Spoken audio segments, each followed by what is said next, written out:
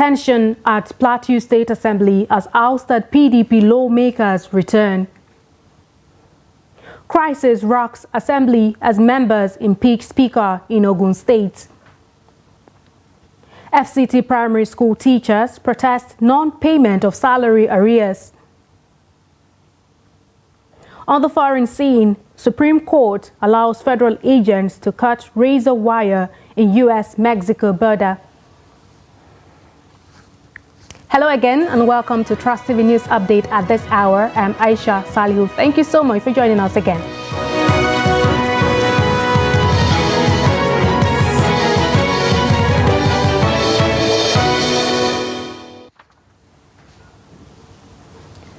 We begin with a political story where 16 ousted Plateau PDP lawmakers, despite a Court of Appeal decision nullifying their elections, forcefully entered the old government house where the Assembly plenary was scheduled on Tuesday.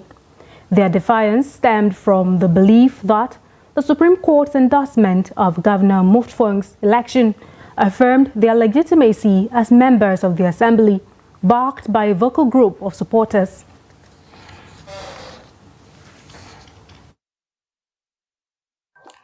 We are satisfied and convinced with the position of the Right Honorable Speaker. As you are aware, we are law-abiding citizens of this country and this state. And we are lawmakers, we are not supposed to be lawbreakers. And as you can see, we coordinate ourselves. We are harmonious in our approach and we are cordial.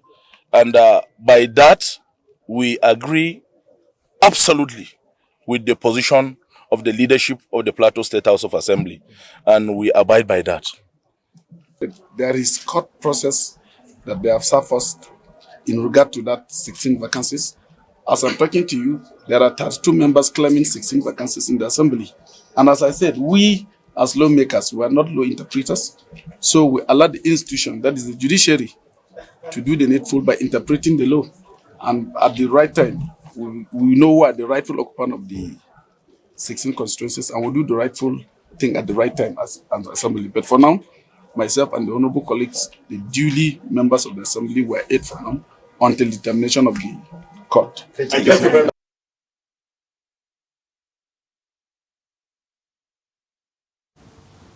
Earlier on the news, we had Trust TV's Adomusa, and he gave us an update on the situation. Well, today, after the Speaker of the House, alongside the 7 members of the All Progressive Congress, arrived at the venue, that is the All Government House, they went into plenary. But soon after they arrived at the venue, the 16 SAC PDP lawmakers also stormed the venue of the preliminary. But at first, they were prevented from going in. But later on, the security personnel allowed them to go into the premises. But before they get into the plenary, the members have already come out. That is the Speaker and the other 17 APC members, where the Speaker of the House addressed us regarding the development. What the Speaker was saying is he was in the receipt of court order, but he could not explain to us what was the content of the court order, whether to swear in the 16 APC members who were declared winner by the appeal court or not. All he told journalists was he was in the receipt of court order and he's waiting for the court to interpret the situation. So whatever the court determines at the end of the day, that is what he will act on. Whether the court say, okay, these PDP members will now be the authentic members, or the 15 APC members who were declared winner by the Court of Appeal will now be the members of the House of Assembly. But he said that as of now, he only knows that there are only 8 members of the State Assembly, but 32 of the State Assembly members, or rather persons, are still fighting for the 16th seat. Thank you so much, Adomusa. And I understand that the Speaker isn't really saying much, and he has cited his reasons why he's not saying much. But what comes next, and what do you make of the body language of the state government at the moment? Well, after the Speaker addressed the journalists regarding the position of the House, the other 16 PDP lawmakers who were also sacked, like I said it earlier, they also stormed the House, but they stopped at the premises where they also addressed journalists that they are also in support of the position of the Speaker. So they too, they say they are willing to wait for what the court will now interpret regarding the development.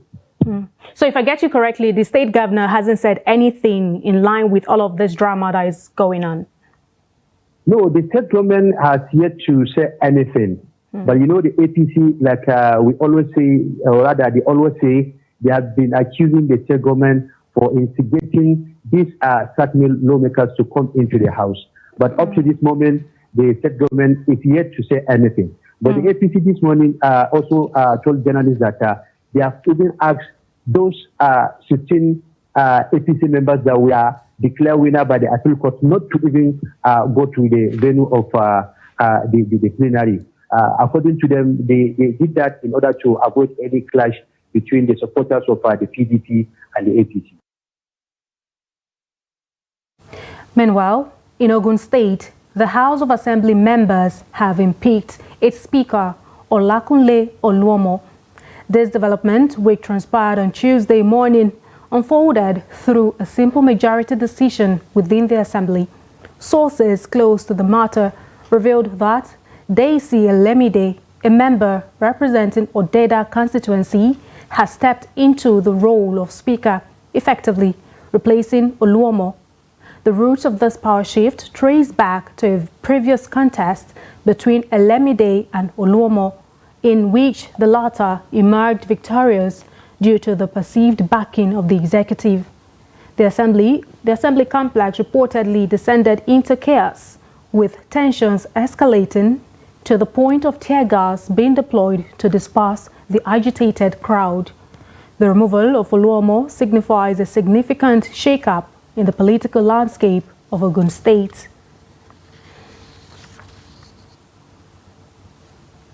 And now to the south-south region of the country. A high court sitting in Port Harcourt, the Rivers State capital, has struck out a suit filed by the Rivers Elders and Leaders Forum challenging the constitutionality of President Bola Tinubu's peace pact between the Rivers State Governor, Siminalayi Fubara, and his predecessor, Nyesom Wike.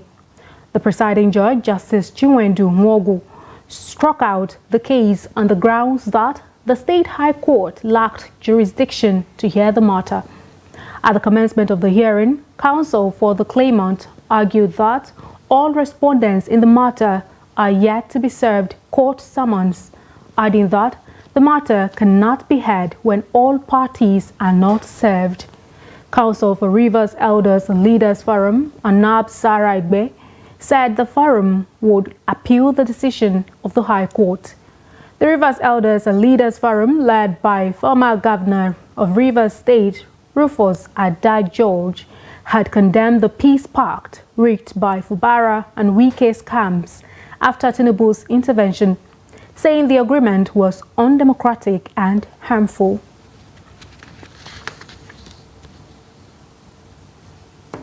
Ahead of the by-elections scheduled to take place on the 3rd of February 2023, the National Security Advisor, Nuhu Ribadu, and the Inspector General of Police, Kayode Egbetokun, have assured the chairman of the Independent National Electoral Commission, Mahmoud Yakubu, and Nigerians of adequate security that will guarantee free and fair elections. They gave the assurance during INEC's meeting with members of the Interagency Consultative Committee on Election Security Issues ahead of the February 3rd by-elections. Newell Sampson was present at the meeting and now reports. The INEC chairman, who highlighted the importance of the by-elections, enjoined security agencies to ensure that adequate security measures are put in place to guarantee a free, fair and acceptable poll. Also hinted on the Commission's preparation for the off-cycle elections coming up this year in Edo and Odo states. Your task as members of the XS is to ensure security for the elections. For this reason, the Commission has already provided to the Nigerian Police Force, and in particular the Inspector General of Police, The full information on the locations where the elections will be held, broken down by states, local government areas, registration areas or wards, and polling units. Arising from the reports we received from the states, concerns have been expressed about the impact of the prevailing insecurity in some states on the conduct of the elections, made worse by incendiary statements by some political actors. We'll present such concerns and reports to this meeting for appropriate security response. The Commission has also released the timetable and schedule of activities for the 2 off-cycle governorship elections in Edo State, scheduled for 21st September 2024, and Ondo State, holding on 16th November 2024. The representative of the National Security Advisor and the IG of Police restated their commitment to provide a conducive environment for the elections. The Office of the National Security Advisor and security agencies, under the platform of ISIS, will sustain collaboration with INEC to ensure that elections are conducted in a secure and peaceful environment. As a lead agency in the election management, will be providing security alongside with other security agencies for this election. We are aware of the challenges associated with the conduct of isolated elections, and I want to assure Nigerians that we are on top of the situation. The by-elections will be held on Saturday, 3rd February 2024 across 9 states of the Federation, covering 2 senatorial districts, 4 federal constituencies, and 3 state constituencies. Noel Samson, Trust TV News, Abuja. Governor Caleb Mutfwang of Plateau State has imposed 24-hour curfew on the Mangu local government area of the state, with immediate effect following the deteriorating security situation within the area. In a press statement, a spokesperson for the governor, Gyang Berry, said the decision was taken after consultations with relevant security agencies to avoid breakdown of law and order in the local government area.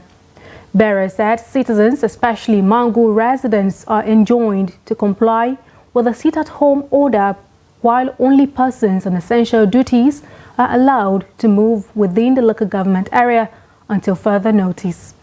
The governor lamented that some people are still determined to create an atmosphere of insecurity in the state, despite government's efforts to end activities of terrorist elements. He also sympathized with families of the victims and the injured, assuring that government will not relent in ensuring lasting peace in the state.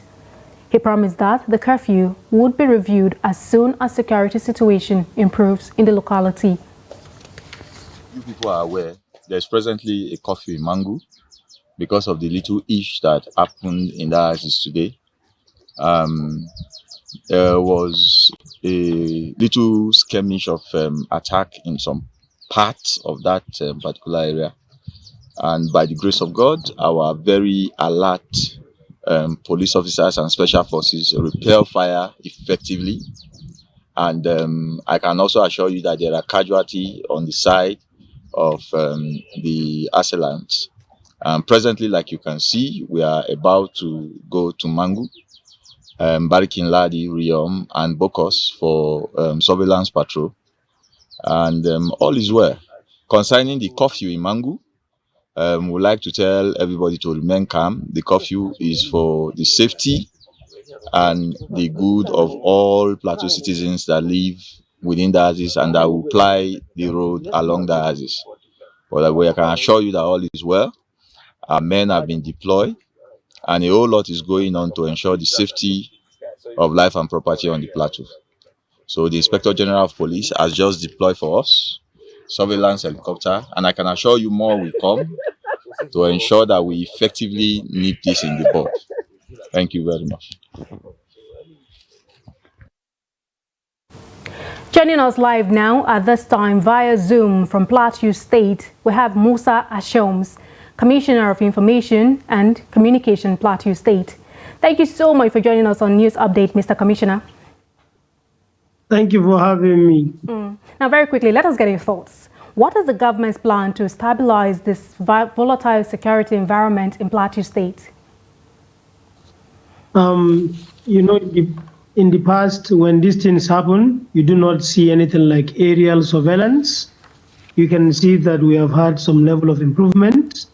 Watching from the spokesperson of the Nigerian Police Force here on the Plateau, PPRO, you could see that even when he was giving you his last statements, he was heading to the chopper so that they will be moving to Mangu, and Mangu is not far from Bariki Ladi, is not far from Bokos and Riom, because we had asked that we need aerial surveillance so that our assailants don't just come.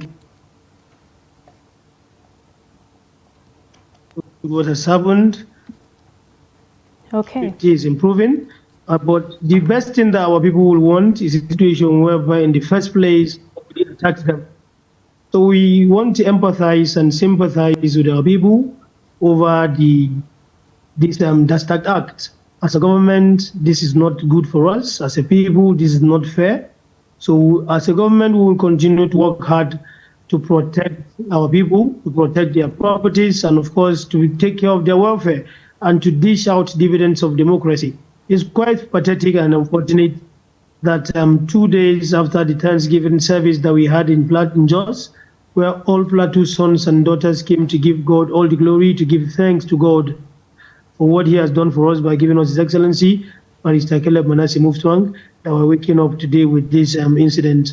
But a curfew has been imposed on Mangu with the intention of curtailing this pogrom and insurgency.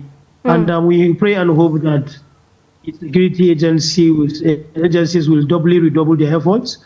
The way they deploy people for political election seasons, we pray that they will do more, because there's insecurity already, and we hope that it will be curtailed beforehand. Okay, you have stated how perhaps uncomfortable this curfew may be, although the government having the best interest of the people at heart. Now, the 24-hour curfew is now in effect. Is the government considering an extension, and what are the determining factors here? Once our people can go about their business is normal. It's not our intention to impose curfews on our communities, because once you do that, you curtail economic activities. Once you do that, you stop the people from enjoying certain rights and freedoms. But in their own interest, that is why we have imposed this curfew. So when the security agencies give us the right briefings, they give us the right intelligence, we'll review it. It's only but natural. It's not in our place. It's not in our interest to impose curfew on peace-loving Nigerians. Once there's peace, don't hear us impose any curfew. It's because there's our peace has been tampered with. That is why the governor, in his deep thoughts, decided to impose a curfew on Mangu. But you know that we said those that give essential services are even free to go about their normal businesses when they have valid ID cards, so that security agencies can allow them go about their businesses. Okay. But for now, there is a curfew imposed on Mangu.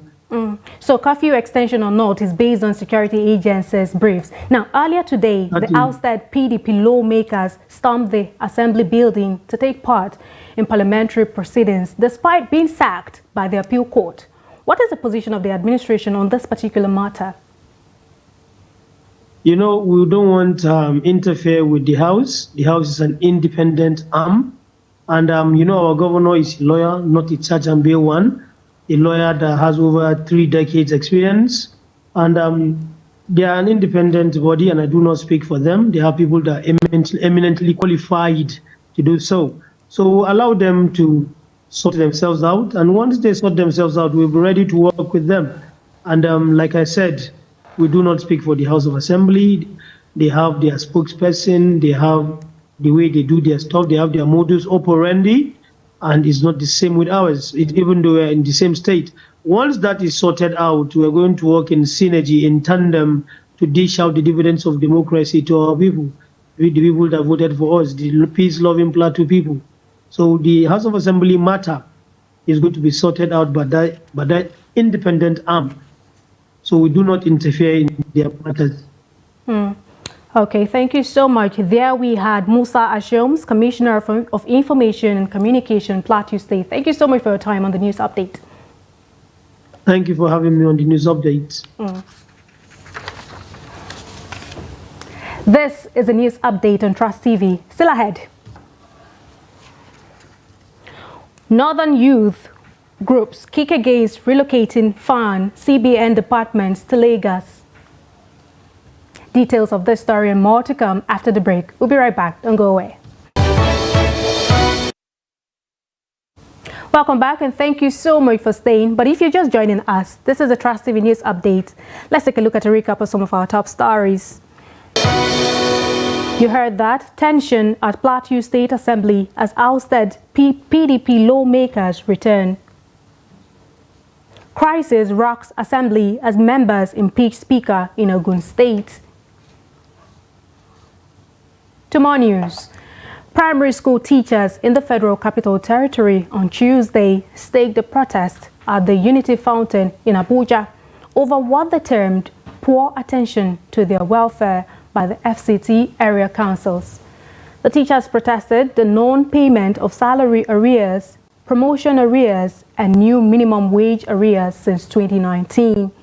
They asked the FCT Minister, Nyesom Wike, and President Bola Tinubu to intervene in the matter, while calling for a review of the structure of primary education in the country. They also urged the federal government to take up the administration of primary schools from the local government councils. The primary schools teachers in the FCT, who have been on strike for over a week now, said despite the strike, no concrete response has been gotten from the authorities.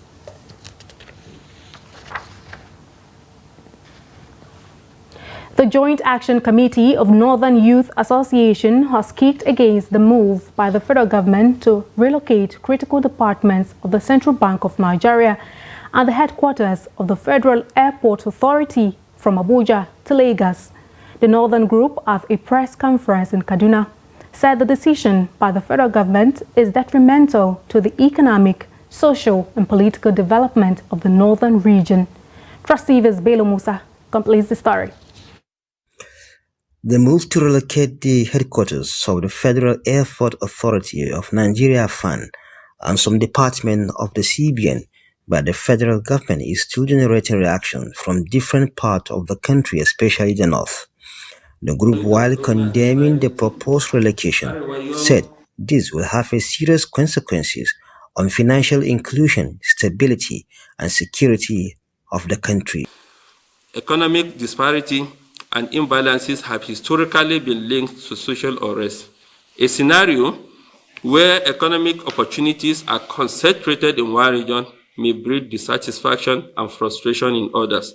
To maintain national stability and unity, it is imperative to ensure that economic opportunities are distributed fairly across regions, preventing the emergence of grievances that could lead to social discord.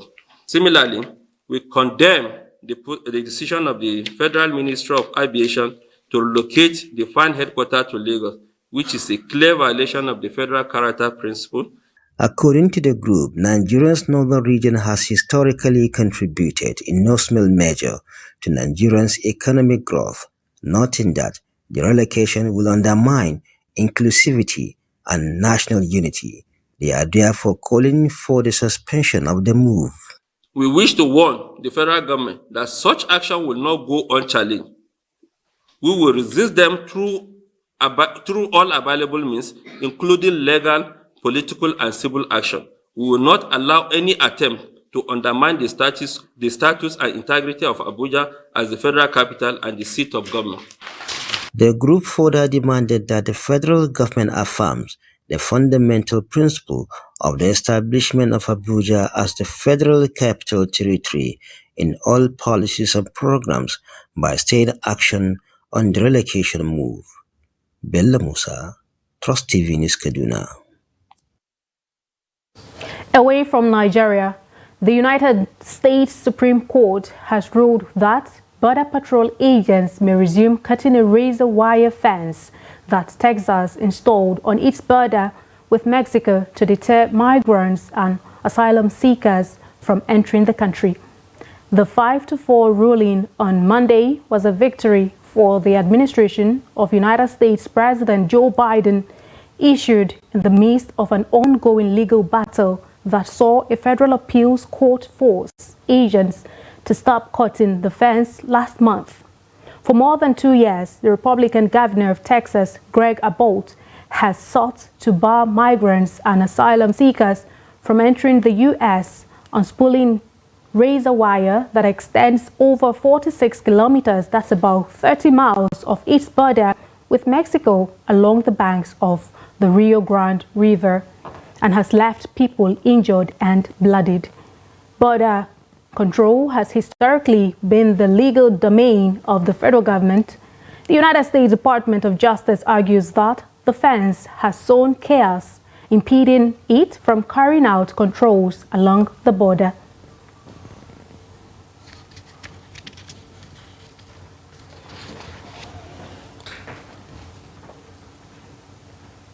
With that, we've come to the end of the news update at this hour. But remember, you can always follow us across all of our social media platforms and also join our YouTube live stream for more news, programs, and documentary. I'm Aisha Salihu. Thank you so much for your time.